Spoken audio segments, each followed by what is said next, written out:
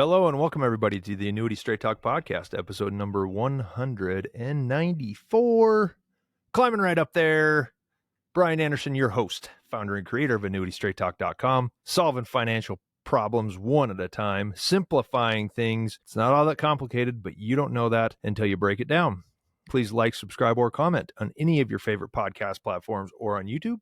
And schedule a call with me if you want me to help you figure it out and simplify it for you. Top right corner of any page, AnnuityStraightTalk.com. This time, I've seen this a lot, but most recently, the worst advice I can possibly imagine. And even the other advisors I talked to, I can't even believe this kind of stuff happens. But it's not the first time I've seen it, but it has been a while. I used to see it a lot.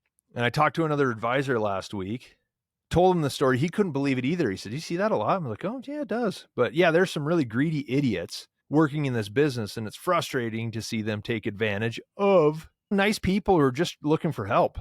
It's not that difficult. There's a lot to this story. I'm going to jump right into it, but I met a couple 2 weeks ago. They're in their early 60s, plans to fully retire. One's retired now. One's going to retire in 3 years.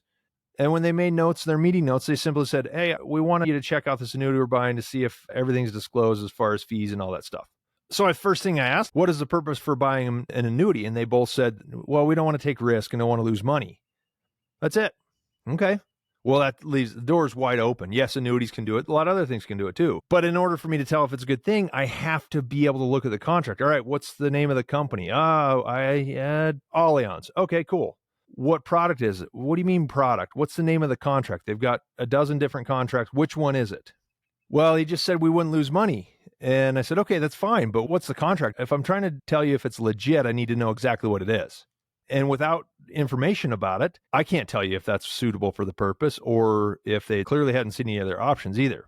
So simple goal of protecting money, it's wide open. So they found the paperwork and we're going through it and they're like, oh, sure enough, good old Allianz Benefit Control. Does that sound? Yep, that's it. So for anybody who owns it in itself, there's nothing wrong with it, but there's quite a bit more to that contract than just a couple who, hey, we just don't want to lose money. The point is it's an income contract first and foremost. Using it, your primary goal needs to be income, whether it's maximum income or no fee income or whatever it is. Like they hadn't even determined that. And so I asked them if any income planning came along with it. I was like, did you tell them you needed some money or whatever?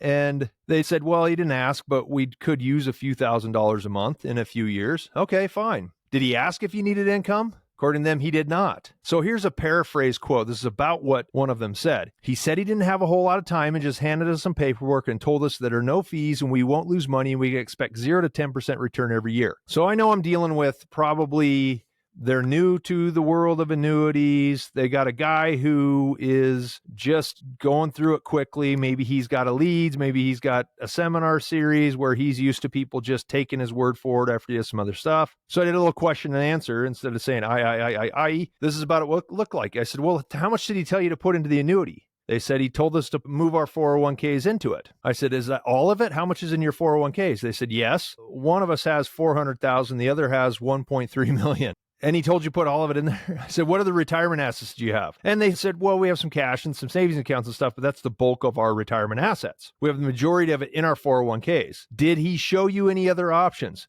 No, he just told us this is the best thing we could do. So my comment was he did 0 retirement planning with you, gave you no other options, but told you to put all of your money into one single annuity. And they said, well, is it bad? We thought annuities were supposed to be a good place to put retirement money, so we're not sure what to do. Well, they're correct. It is a good place to put retirement money.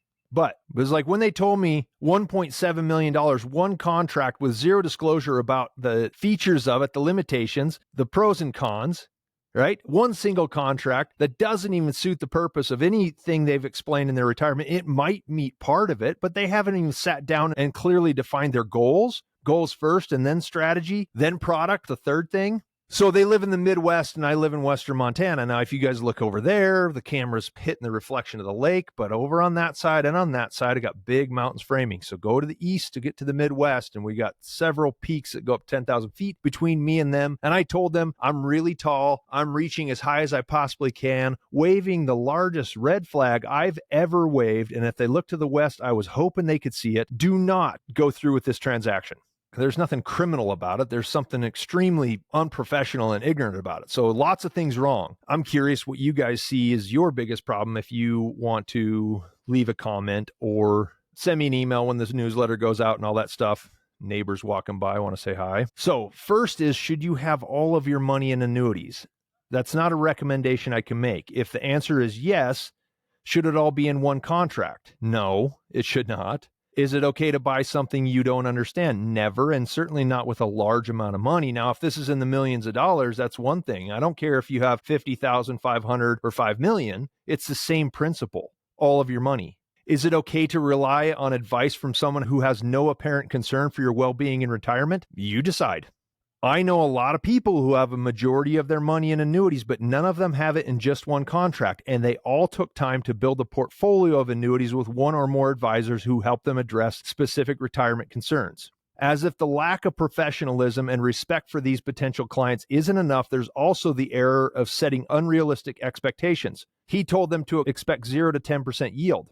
The illustration, he showed 5 individual index allocations of 20% apiece. One of them was allocated to the S&P 500 with a 5% annual cap, and another was allocated to the fixed rate of 2.7%. Neither one of those is close to the top end of 10%, so the other allocations would have to seriously overperform to meet expectations. I said, how are you going to get to 10% if you're maxed at 5?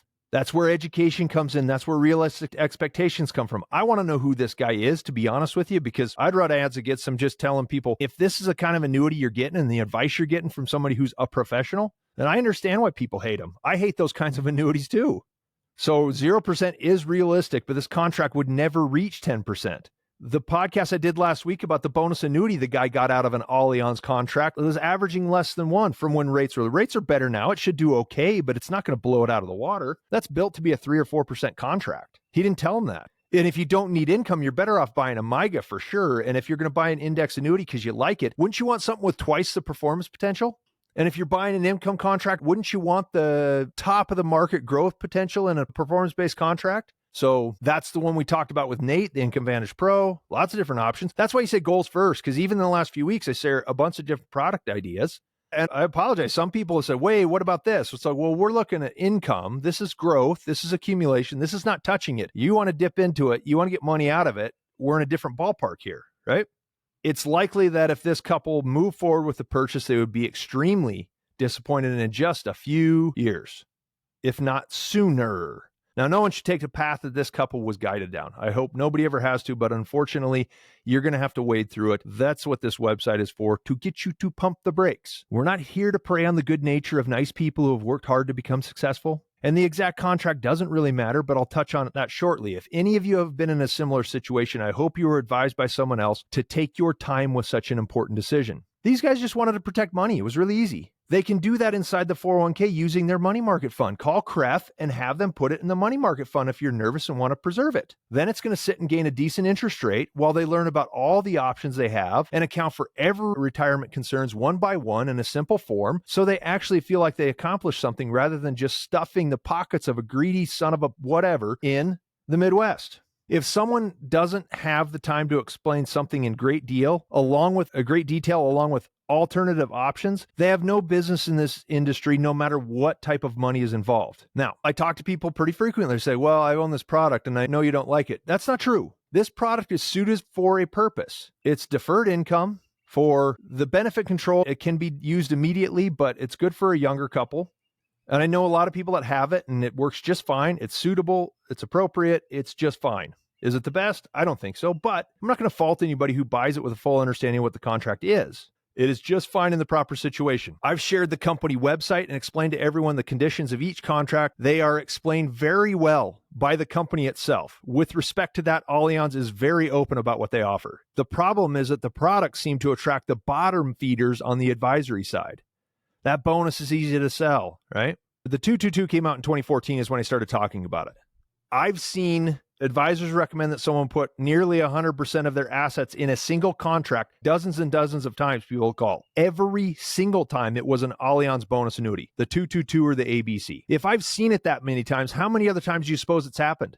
That's just me. Education is incredibly important. Without it, you could end up with something that doesn't work for you, or maybe you'd avoid annuities altogether. Either way, you might be missing out on valuable protection in retirement, something that's really going to make you feel good about your goals. From just one phone call, I found out these guys had a moderately favorable view of annuities and they landed in the perfect spot. I would have been happy to slowly walk them through the process and watch them make a confident decision. What's most important right now is that they were hopefully able to stop this one in time. And if any of you feel like you got similar pressure with the same type of lack of disclosure, I'll do my best to put a stop to yours too, but you got to get on my calendar and contact me if you want no pressure and full disclosure with an incredible education. That's what I'm here to do. This is officially the worst advice I have ever seen. I've seen it a lot of times, but this is the most recent, just popped up. I thought, I got to talk about this. There's some ridiculously greedy, irresponsible, ignorant, selfish advisors out there, and those guys should be ashamed of themselves. My name is Bryan Anderson. I'm proud of what I've done here. This whole website, everything is on it. I stand by it.